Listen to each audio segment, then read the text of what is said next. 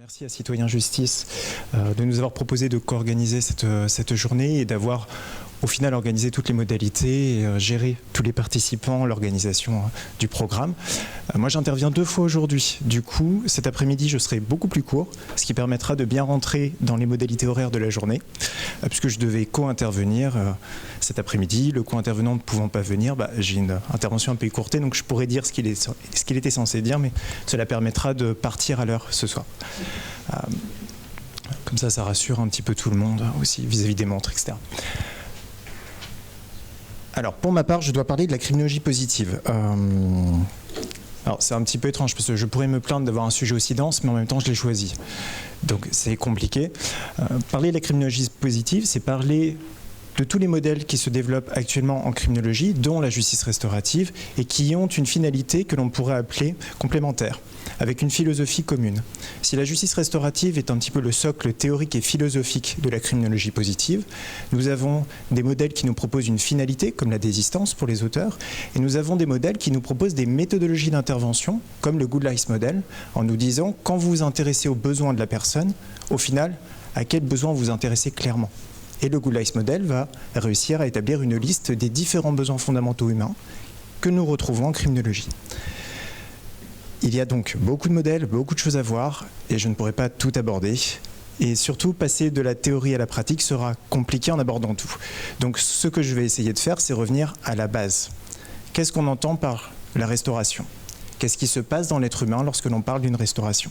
Nous avons vu les modalités juridiques, pénales, nous avons vu les modalités pratiques avec les formations et les mesures, mais concrètement, qu'est-ce qui se restaure ? Qu'est-ce qui se passe en nous ? Qu'est-ce que l'on vise là-dedans ? Je vais essayer de répondre un petit peu à cela. Je vous donne un exemple qui peut être un exemple en lien avec l'infraction. Alors volontairement, je vais avec un exemple assez simple, où a priori les dommages seraient assez courts, et pourtant on voit qu'il y a un problème restauratif derrière. Imaginons, pour ceux qui ont été ou qui sont encore étudiants, je pense que vous pouvez vous projeter dans ce type d'appartement qui ne ressemble pas à grand-chose, qui n'est pas beaucoup peuplé, où vous avez un appartement qui doit faire 10 mètres carrés si vous êtes à Paris, un petit peu plus ailleurs. 10 mètres, c'est plutôt bien à Paris d'ailleurs. Voilà. Avec une porte d'entrée, vous avez installé votre canapé ici, une table de repas, et puis un endroit pour travailler avec une petite bibliothèque et votre ordinateur. Il y a une fenêtre ici, une fenêtre là. Plutôt pas mal. Parce que comme ça, vous avez la lumière du jour pour accueillir des amis ou de la famille, et puis la lumière du jour pour travailler. Un jour, alors que vous êtes plutôt bien installé, donc vous avez 3 éléments de disposition à l'intérieur de vous, canapé, table repas, fenêtre, 3 éléments de disposition où vous pouvez au quotidien vous sentir plutôt à l'aise. Qu'est-ce qui se passe si un jour quelqu'un vient, qui vous cambriole, mais il ne fait qu'une seule chose dans le cambriolage, il vole votre ordinateur portable. Alors j'enlève même les éléments affectifs. Imaginons que cet ordinateur portable, vous venez de l'acheter, il n'y a rien dessus. Pourtant, vous allez voir d'un point de vue judiciaire et on va vous proposer une réparation matérielle de l'ordinateur portable. Vous allez dans la même Fnac, acheter le même ordinateur. Vous revenez chez vous. Et là, il y a une question qui se pose. Vous le mettez où ? À ceux qui répondent, t'es con, Erwan, au même endroit. J'ai envie de répondre, oui, je suis con parfois, mais j'ai aussi parfois de bonnes questions. L'ordinateur, si je le remets là, on a tout de suite une question qui nous vient en tête. Est-ce que je risque pas de me refaire cambrioler ? Vu que c'était proche de la fenêtre, j'ai des interrogations en moi qui naissent. Mais comment l'auteur a sélectionné ça ? Pourquoi il a pris cet ordinateur ? Et si je le remets à cet endroit, qu'est-ce qui risque de se produire ? Donc je vais changer un petit peu la disposition de la pièce. Je vais me dire l'ordinateur, finalement, je vais le mettre un petit peu plus loin de la fenêtre. Comment je fais ? Je l'écarte et ici je mets la bibliothèque pour pas qu'on le voie. Ce qui m'oblige à tout réorganiser. Qu'est-ce que je vais faire ? Si jamais la personne est entrée par la porte, je vais mettre mon canapé-lit juste en face avec le téléphone d'urgence. Ici, si jamais il veut rentrer, j'appelle tout de suite la police ou un ami et je peux le prendre un petit peu comme ça, en flagrant délit. Et du coup, la table repas qui était tellement agréable avec la lumière du jour pour accueillir mes amis ou ma famille, elle va là-bas où il n'y a aucune lumière. Pire, les amis et la famille ne veulent pas trop venir, parce que c'est pas très agréable de venir à un endroit où il y a eu un cambriolage. Techniquement, d'un point de vue judiciaire, il n'y a pas de problème. J'ai été remboursé, l'ordinateur, il n'y avait pas trop d'éléments affectifs ou quoi que ce soit, je le remets, j'ai bien les 3 choses en moi qui sont ici. Ce qu'évoque Howard Zehr, et ce dont on parle depuis ce matin, c'est qu'il y a quand même quelque chose qui ne va pas en moi. A priori, j'ai tout, et pourtant ça fait désordre. Quand je regarde mon appartement, je ne m'y reconnais pas. Il y a un problème identitaire qui naît derrière. On peut me réparer matériellement de plein de façons différentes. Je ne me reconnais pas dans un espace qui fait mon intimité. Il me semble que c'est une illustration possible. Qu'est-ce qui se restaure possiblement ou qu'est-ce qui a été finalement défait par l'infraction? Okay. Autre question. Est-ce que cela va plus loin? Alors, plus loin, c'est donner d'autres exemples. Il paraît que pour faire passer un message, il faut raconter des histoires. Donc je vais raconter plein d'histoires pendant un quart d'heure. Autre exemple. Est-ce que ça va plus loin en nous, cette question-là? Est-ce que les enfants le ressentent? Est-ce que les enfants ont des besoins de restauration morale? Alors, je vous donne l'exemple.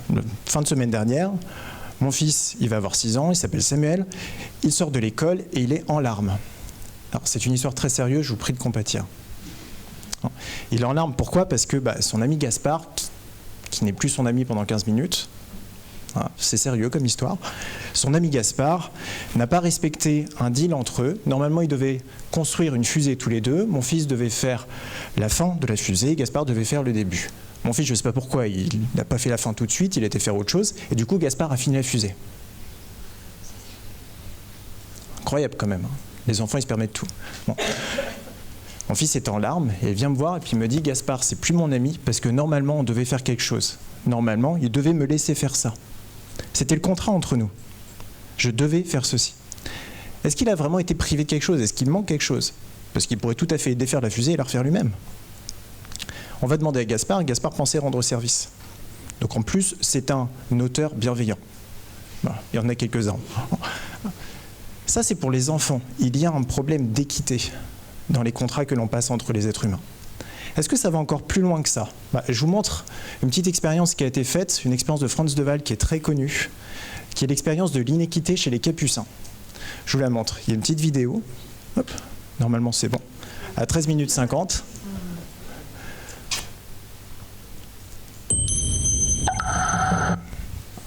Alors, cette petite vidéo, pour savoir comment le test s'est passé, vous avez 2 capucins. Les capucins sont censés réussir une petite manœuvre, c'est pas grand-chose, on leur donne une petite pierre à un endroit et ils doivent la rendre à un autre endroit. S'ils l'ont bien fait, on leur donne de la nourriture. Normalement, on est censé leur donner du concombre. À l'un des capucins, c'est pas cette vidéo, à l'un des capucins, mais c'est pas grave, à l'un des capucins, on ne va pas rendre du concombre, on va lui rendre du raisin. Vous le savez peut-être pas, mais les singes apprécient la nourriture à peu près de la même manière que notre centre commercial. Plus c'est cher, plus c'est bon. Voilà. Ils le ressentent en tout cas. Voilà. Petite expérience assez drôle sur l'inéquité. Comment ils vivent cela? Cette expérience, elle est arrivée à la fin de beaucoup d'autres. On a eu une autre expérience juste avant, du coup je vais en parler là, une autre expérience qui est l'expérience finalement de la théorisation sociale ou du contrat social chez les singes. Qu'est-ce qu'on leur proposait? On leur regardait s'ils choisissaient naturellement d'avoir des comportements prosociaux. Comment on a fait ça? Eh bien, on a proposé à des singes, tout simplement, de choisir des couleurs. Suivant la couleur qu'ils choisissent d'une petite pierre, verte ou rouge, cela va leur donner de la nourriture uniquement à eux, ou à eux, plus au singe qui est à côté d'eux. Il n'y a aucun intérêt à prendre la pierre qui donne de la nourriture chez l'autre singe. Dans l'expérimentation en soi, il n'y a pas d'intérêt particulier. Naturellement, qu'est-ce que l'on fait? On prend une pierre qui distribue la nourriture. C'est pas celle-ci non plus, mais c'est pas grave. Naturellement, on donne la pierre qui permet en fait d'avoir une bonne distribution. C'est-à-dire que naturellement, s'il y a quelqu'un à côté de nous, on va davantage choisir un résultat qui permet à tout le monde de profiter. S'il n'y a personne, on ne prend que les pierres qui nous reviennent. On ne prend pas les pierres prosociales. Enfin, si la personne qui est à côté de nous se met en colère, s'énerve fortement et nous reproche des choses, on arrête d'avoir un comportement prosocial et on va volontairement prendre une pierre et manger devant elle. Quand elle se calme, on lui redonne de la nourriture. Ok. C'est pas grave. On peut repasser au PowerPoint ou pas? Ouais. Qu'est-ce que ça veut dire cela? Pourquoi je passe un petit peu là-dessus? C'est pour revenir vraiment à ce qu'il y a de plus essentiel. Qu'est-ce qui se passe en nous dans la restauration? Nous avons les piliers moraux. Les piliers moraux sont fondés sur quoi? Ils sont fondés sur la réciprocité et l'empathie. La réciprocité naît à partir de l'équité entre les êtres humains. Tout ce qui peut sentir le juste et qui n'appartient pas forcément au droit positif. L'empathie se développe de différentes manières, par des canaux intellectuels ou par des canaux émotionnels, mais l'empathie est très profondément ancrée. Nous avons par exemple la contagion émotionnel avec quelque chose de très simple. Si je me mets à bâiller, normalement, ça entraîne un bâillement chez vous. Nous avons aussi les principes de comportement de consolation. Si je suis très triste, alors j'espère que ça va produire ça en vous, sinon il y a un problème d'empathie, mais si je vous montre que je suis très triste, naturellement, il y a un souhait à me poser des questions et à me consoler. D'ailleurs, ça fait partie des tests d'empathie chez les enfants. Volontairement, on demande aux parents d'être très tristes, on regarde si l'enfant a envie de les consoler. Nous avons ces principes-là. La synchronisation naturelle, le souci de l'autre, l'équité, qui font partie du fondement du contrat social que l'on a. Qu'est-ce qui se passe dans l'infraction? L'infraction représente la pire manière de rompre un contrat social. Elle va casser en nous un sentiment de confiance qui nous est propre et de confiance en l'autre. C'est-à-dire qu'elle brise en nous des choses qui nous viennent naturellement, telles que la synchronisation, telles que le souci de l'autre et telles que l'équité. Évidemment, ça l'a cassé en nous pour différentes raisons contextuelles. La criminologie positive, qu'est-ce qu'elle cherche à faire? La criminologie positive cherche à revenir à ce qui est positif chez l'individu, dans le sens à quelles sont ses forces, quels sont ses besoins fondamentaux et comment nous pouvons y répondre. En cela, Lord Walgrave nomme la criminologie positive, ou Tony Ward aussi, la criminologie de la confiance. Qu'est-ce qui permet dans notre système de justice de restaurer la confiance chez les personnes? Ce n'est pas une idéologie. C'est de l'observation expérimentale. Qu'est-ce qui nous permet de revenir à des comportements que nous avons naturellement les uns pour les autres. Donc, observons ce qui se passe à la sortie du système de justice. L'expérience de Sherman et Strong, qui est l'expérience qui, en termes de quantité de questionnaires, est la plus importante, et qui a été produite donc, pour la justice restaurative en Australie. Ils ont été interrogés les victimes qui sortaient du tribunal. Et ils ont fait une comparaison très intéressante entre des victimes qui avaient bénéficié d'une procédure de justice restaurative par rapport à des victimes qui n'en avaient pas bénéficié. Ah oui, d'accord, 5 minutes. Les victimes, dans 90% des cas, à la sortie d'un tribunal, désirent des excuses. Dans le cadre de la justice restaurative, 86% d'entre elles en obtiennent, contre seulement 19% dans le système de justice pénale. Pour les 86% qui en obtiennent, 77% d'entre elles pensent que c'est sincère. Dans l'autre cas, d'une justice pénale plus traditionnelle, vous avez bien des victimes qui désirent des excuses. Seulement 19% d'entre elles en obtiennent, et dans les 19%, moins de la moitié d'entre elles pensent que c'est sincère. Donc il y a, quand on entend justice restaurative, il y a une modalité qui est proposée aux personnes pour refaire confiance dans l'autre. Okay. Bon. Il existe différents modèles, j'en parlais, de techniques d'intervention auprès des auteurs et des victimes. Donc là, il y en a beaucoup, je vais passer un petit peu plus vite. Dans ces méthodologies d'intervention, aujourd'hui, il y en a 3 qui sont vraiment identifiées comme de la criminologie positive. 3 dans le sens où il y a la justice restaurative, dont on vous parle là. Il y a les modèles de la désistance pour les auteurs, on pourrait aussi parler des modèles de la résilience pour les victimes. Que nous disent les modèles de la désistance? C'est que l'auteur va traverser tout un processus, toute une phase assez longue, qui n'est absolument pas linéaire, qui peut être de la rechute, avant d'arriver à la non-récidive. D'une certaine manière, les modèles de la désistance sont assez nombreux, parfois ils sont en désaccord, mais ils ont des points communs quand même. L'un des points communs, c'est que quand nous parlons d'une théorie de la désistance, nous sommes beaucoup plus sur une théorie de la maintenance des rôles sociaux positifs des personnes, la manière dont ils interagissent dans leur vie vis-à-vis de nous et la manière dont ils se définissent positivement, plus que d'une théorie de la rechute. Nous sommes dans un questionnement sur qu'est-ce qui fait que les personnes se désistent d'une carrière criminelle ou d'une trajectoire criminelle, mais surtout qu'est-ce qui fait qu'ils se maintiennent à nous. Enfin, le Good Life Model est un autre modèle qui propose d'aller agir directement sur les besoins fondamentaux des êtres humains. Quelles sont nos aspirations intellectuelles, nos aspirations émotionnelles, nos aspirations relationnelles, et en quoi les méthodologies d'intervention nous permettraient de renouer avec nos aspirations fondamentales.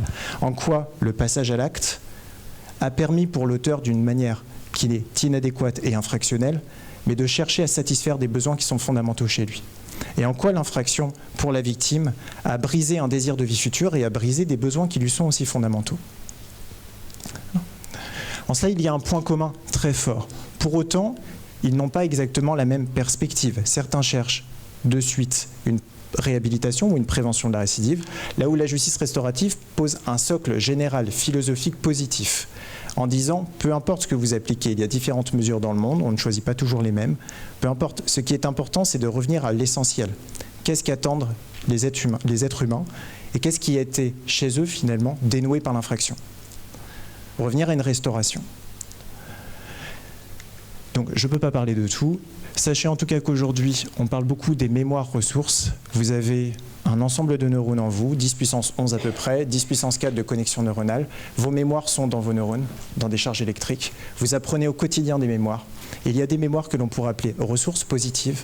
Et lorsqu'elles sont bien utilisées, elles deviennent des facteurs de protection pour les personnes, des compétences que l'on peut agir, fonctionnelles. Lorsque nos mémoires ne nous apprennent pas des choses adaptées dans les relations humaines, on parle de mémoires plutôt pathogènes. Un ensemble de mémoires pathogènes ne nous permet pas de fonctionner de manière adéquate. C'est très compliqué pour les personnes.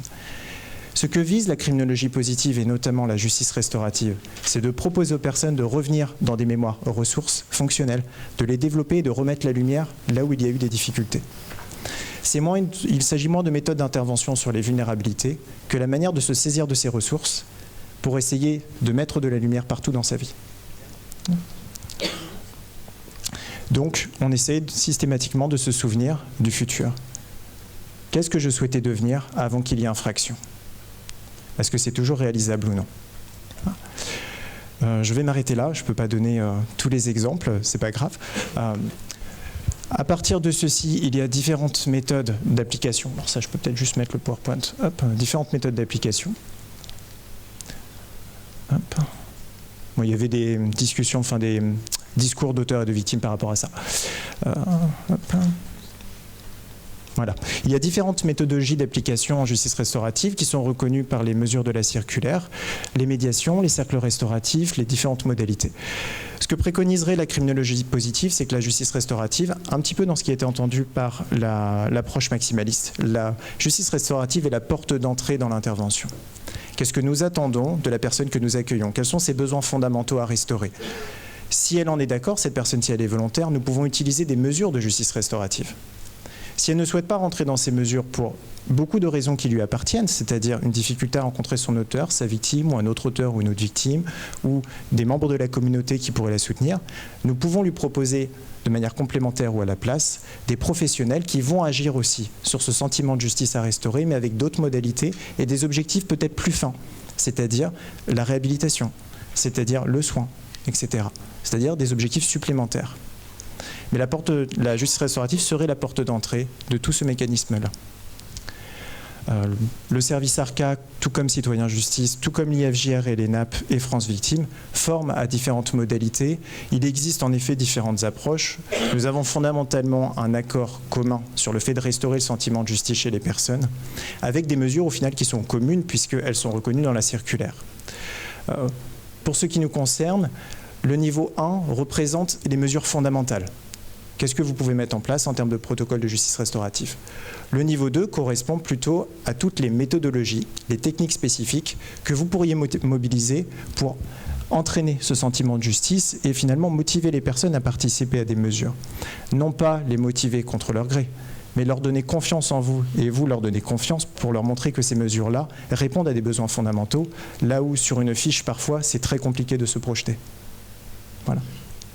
Et je vous remercie de votre attention, vous étiez particulièrement investis.